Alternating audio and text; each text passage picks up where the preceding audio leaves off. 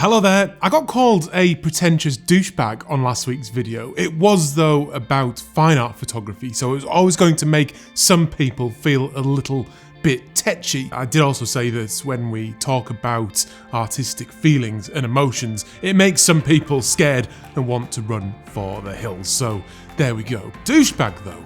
Ouch. Well, in today's video, I don't want to make anyone feel uncomfortable, so we're going to indulge in some shameless gear talk. We're going to discuss some of the changes I've made this year and ask, will switching your gear make you a better photographer? Let's go.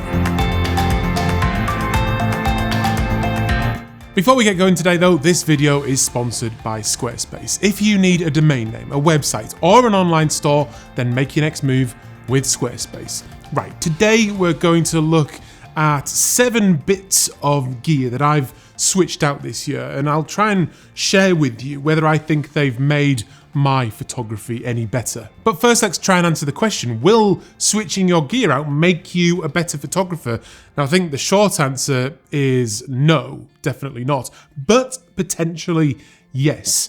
If you were to buy a new camera, for example, it's not overnight going to improve your photography skills or craft. It just isn't. There is no shortcut to this. There's no photo hack. It just comes down to solid, hard graft, and then also exploring a little bit of our artistic mindset as well and start thinking that way, and then follow that up with just a shit ton of practice as frequently as possible. Potentially though, a new bit of gear will expand the possibilities of what we can create, as that bit of gear allows us to do something new. So take a new lens, for example. It might open up a new focal range that we didn't have before, whether it's a bit wider or a bit longer on the telescopic end, and that can really create some new possibilities for us. But it comes down to what I would call, when considering to buy a new piece of gear, I call it the gear purchase triangle. So essentially what this is we need to figure out what problem that we're trying to solve by buying a new piece of gear. So say you want to do long exposures, you might need a new filter.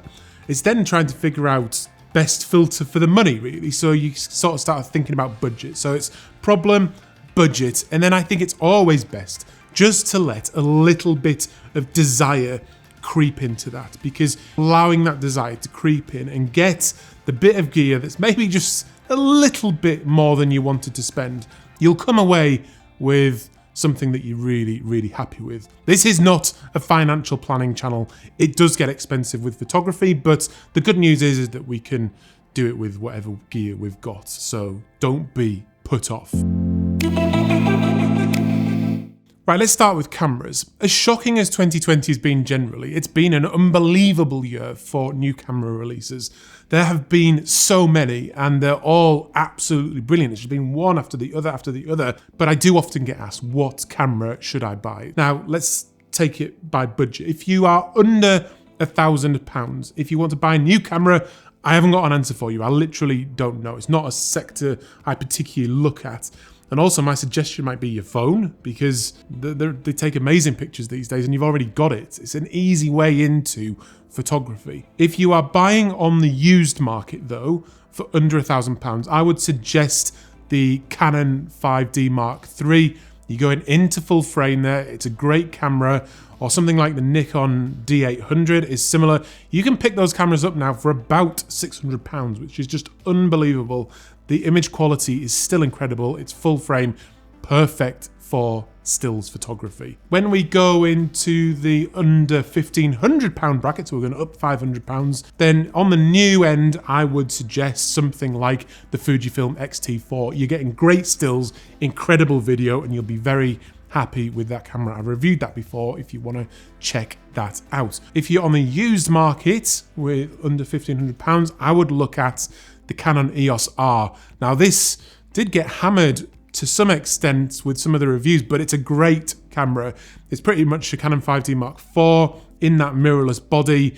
And what's good about this is it's not all that old. It's still relatively new, and you're getting that for about £1,400 on the used market now. And it's got that new RF mount, so all these new lenses will fit on it, which gives you a bit of future proofing with that camera, great camera. I would seriously look at that if that's your sort of budget range on the used market. But for me, over the last several years, 4 or 5 years, I've been using the Canon 5D Mark IV, and I bought it because it did everything. It was a perfect all-rounder, and at the time I was still shooting weddings and things, and it's ideal for that. I could do landscapes with it as well. But now I'm only doing landscape photography now on the whole, apart from a few family portraits. My priorities have changed, and right at the top of my priority list now is image quality, and then just below that is resolution.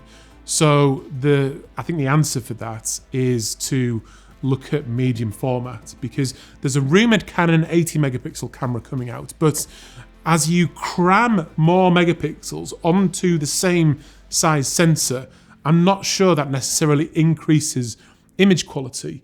With a medium format, the sensor itself is bigger, so the pixels can be bigger as well, which improves dynamic range and improves image quality. For landscape photography, that's important. So I have on loan again the Fujifilm GFX 100. I absolutely love this thing. It's absolutely incredible. It's a 100 megapixel camera. The image quality is just sensational. When you look at these files on the computer screen, it's just amazing. Even at high ISO, it's just dreamy. You've got all that big resolution. When I reviewed this camera before, I made that print up on the wall there, and the fine detail that you get from this big resolution is just fantastic when you blow it up that size. This thing now also has a pixel shift mode where it will combine a number of images into a 400 megapixel file. It's just amazing. Take a look at this image here, which I've done a little test on, just a picture of a lens. But if we zoom in to 100%, so with no enlargement, this is the amount of resolution you get. It's absolutely blown me away. Now, this is a 1.5 gigabyte file. It combines them into a DNG file. If you were to print this out at native resolution, it would be 2 meters wide by 1.5 meters tall. Just amazing. If you were to just be sharing pictures online or doing relatively small prints, there's absolutely no point in this. But I'm making bigger and bigger prints all the time, and I want that fine detail in there.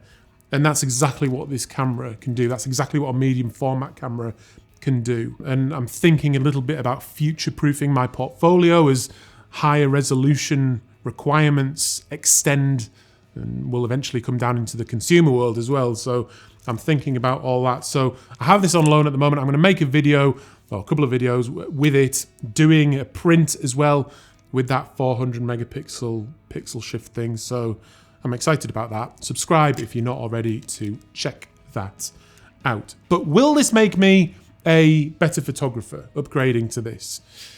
No, I don't think it will. However, it will future-proof my portfolio and allow me to make those big prints specifically with fine detail. Right, next one is the printer. As a few of you may know, I have upgraded my printer this year. So let's just first answer the question, will buying a printer or upgrading your printer make you a better photographer? Now, printing your work, absolutely, more than anything else I can think of, will make you a better photographer, particularly if you're doing landscape photography or fine art type photography. It will improve things beyond anything else. When I started printing my work, it just revolutionized the way I go about things, and I definitely think it made me better, because what it does is make me think about making a print rather than just taking a photograph. So when I'm out in the field, I'm there making a print. So it forces me to slow down and to think more carefully about what I am putting inside the frame. It makes me more thoughtful artistically about the story I'm trying to tell and what I want to say with the work that I'm producing. And then at the end of it, you are just left with this physical thing, this physical piece of artwork that you can keep for yourself, give away, or sell. It can be a little bit nerve-wracking though, so I'm now offering print workshops to get you going. You come here and we look at your work and discuss it and then print out quite a few of your pictures that you then get to take away. I'll put a link down below for you to check that out, but I think it will be a great day. But you can also give it a go yourself by using an online printer. I recommend the Print Space. I'll put a link down below for that with a discount as well. They do great work. But if you were to buy one for yourself, I don't think you would regret it, even if it's not the cheapest thing.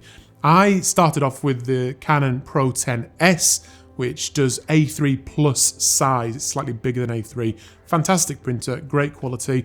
I've now upgraded to the Canon Pro 1000. I made a video about that not so long ago. And yeah, I mean, that just makes A2 prints that just look fantastic. But I don't think I'd actually go any bigger than that. And I think when it comes to printing, bigger is better. But I don't feel any need to buy anything bigger than that because I sell prints at A2 that I do myself. If I want to go any bigger though, what I'm going to be doing is using the Print Space to get C-type prints made. These are prints that are made like a photographic process rather than inkjet, because you take a piece of photosensitive paper and then expose that paper, put it through the chemicals in the printer, and then it comes out as this photograph essentially that's made with a photographic process right from the start to the finish.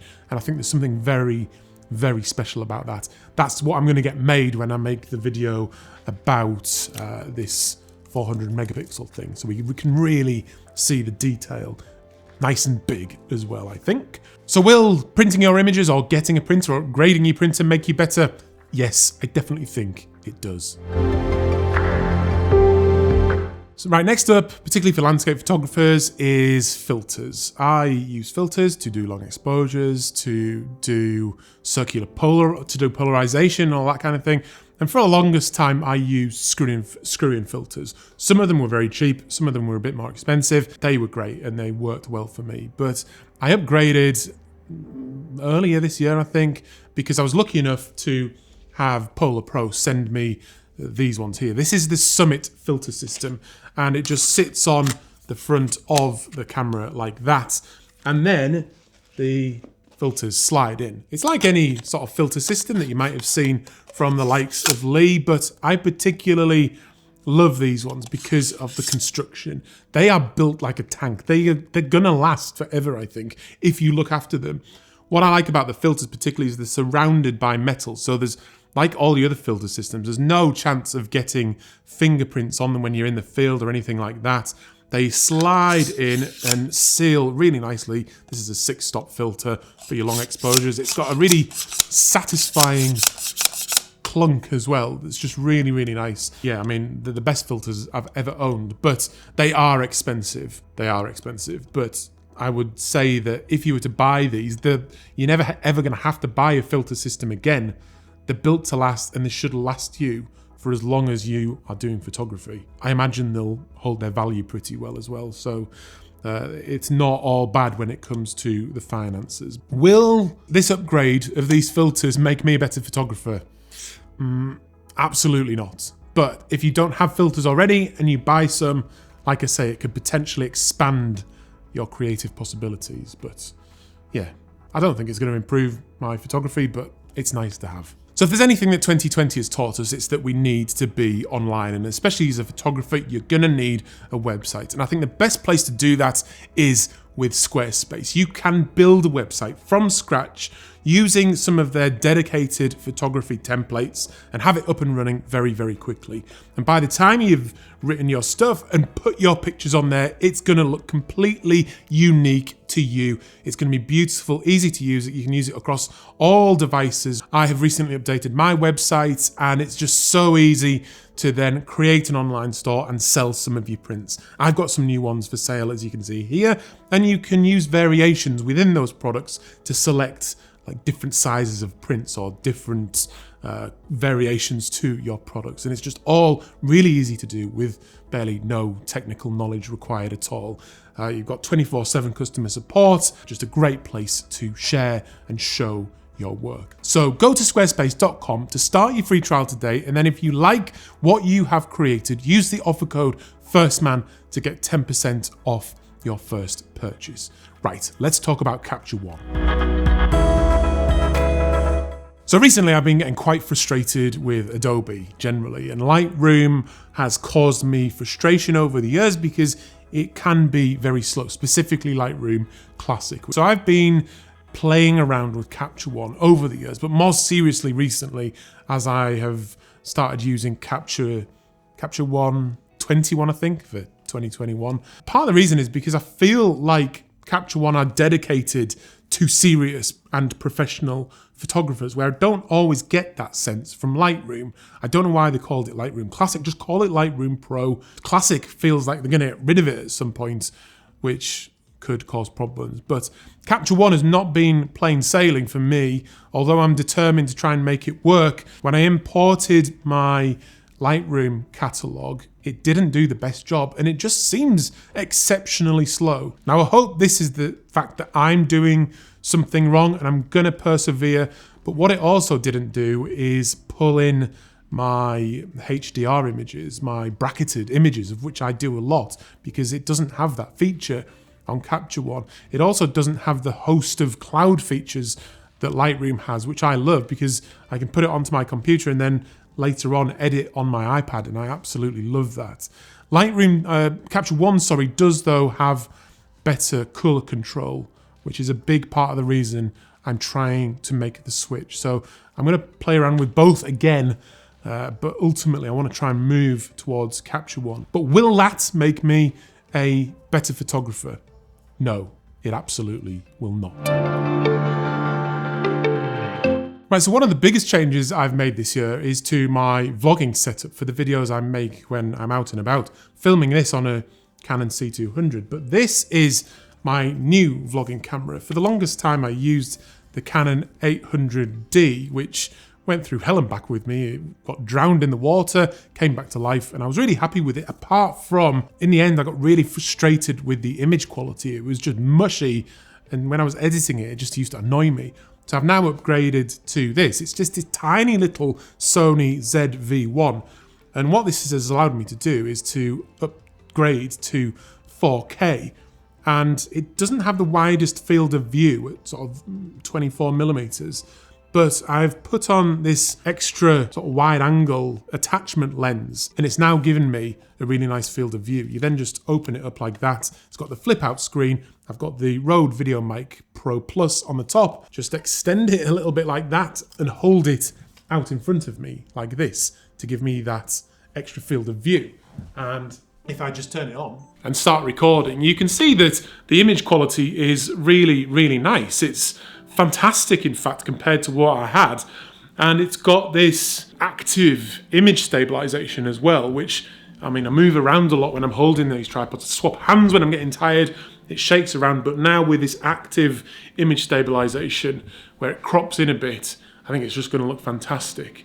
It doesn't crop in too far because I've got that wide angle lens on, and I've been filming the last few vlogs on this, and I'm super happy with it. And I hope you've noticed the difference as well, because it's working really nicely for me. But I now think that this is pretty much the perfect vlogging setup. So if it's something you're interested in, check this little camera out, because apart from anything, it's an absolute bargain at about £600 for what you get. I've also got the little small rig cage on it as well, so you can easily access the battery and rig some other stuff to it. So yeah, fantastic camera. Right, sticking with the video theme just for a minute, I have again been getting very frustrated with Adobe Premiere Pro recently. I updated it quite recently to 14.6 and then to 14.7, and it just doesn't work. I make any little adjustment and the thing just crashes. And this is following a theme I feel is happening at the moment, where Adobe the products don't work properly on Macs, and it's very frustrating. Even when it does work, it's very, very slow, and it's become ultimately more frustrating. My computer is powerful enough to deal with 4K, even like raw footage that this camera can make. So that's not the problem. So I have recently switched over to DaVinci Resolve, and everything now just runs so smoothly. And the nice thing about DaVinci Resolve as well is it's free. You can download it for free and start using it, and It's so powerful. There is an upgrade option as well, but it's been taken me a few days to sort of get used to it, but I think I'm there now, and this video is going to be the first one I make for my YouTube channel with DaVinci Resolve. And will it make me a better photographer and filmmaker? Yes, I absolutely think it will, because of workflow. It's now a much better workflow. It's much faster, it's much more comfortable. I'm happy with it. And workflow really matters, because even if you're an amateur photographer, having your workflow set in the field just alleviates all that kind of concern, so you can focus all your energy and all your thought process onto crafting the best image you possibly can, or the best video in this case that I possibly can. So yes, it does make a difference. Right, next up, I've upgraded my bag this year. I've switched from having an f-stop Suka to the Shimoda Designs Action X70 bag. Now, that change itself, that upgrade itself, is not necessarily going to make me a better photographer, but as I upgraded to this style of bag, this dedicated outdoor photographer's bag, it was an absolute game changer for me. The Shimoda bag here is just fantastic. It's big, it fits everything in, and it's what I hated about the f-stop, it was just never very comfortable. The Shimoda one is excellent though. It's got these huge shoulder pads here that you can see, or the shoulder straps. They are just so comfortable, and they're big in order to spread the weight to stronger parts of your body, like your chest, and it does a great job once you get it sort of sized up properly for you, and there's adjustments that you can make. I've now got it just right, and it's made everything just more comfortable, and I'm carrying probably more weight than I was before, especially with this Fujifilm camera, which is heavy, but it's acceptable with this new bag. And the reason these whole types of bags are game changers is because, as well as being able to carry everything, they're just waterproof. And that's a game changer, where you don't have to worry about your gear getting wet. You don't have to worry about your gear getting bashed around, because it's all padded inside these internal units, and it just keeps it separate from the rest of the stuff. The Shimoda bag's great because you can fit loads of other stuff in there as well if you want to go wild camping or anything like that, and I'm just really happy with it. But if you're anything like me, you've got a graveyard of camera bags, and if you upgrade to this level of bag, this waterproof explorer type bag, then it could be a game changer for you, especially for landscape photographers. Right, so I hope you found some value in that, and it gives you some food for thought with how you're going to upgrade your gear. But if anything, the biggest recommendation I would make is to start printing your work. I've said it before, and I'm sure I will say it again, because it will just, yes, next level stuff. It's really good fun as well. So I'll see you on another one very soon. I'm Adam. This is First Man Photography, out.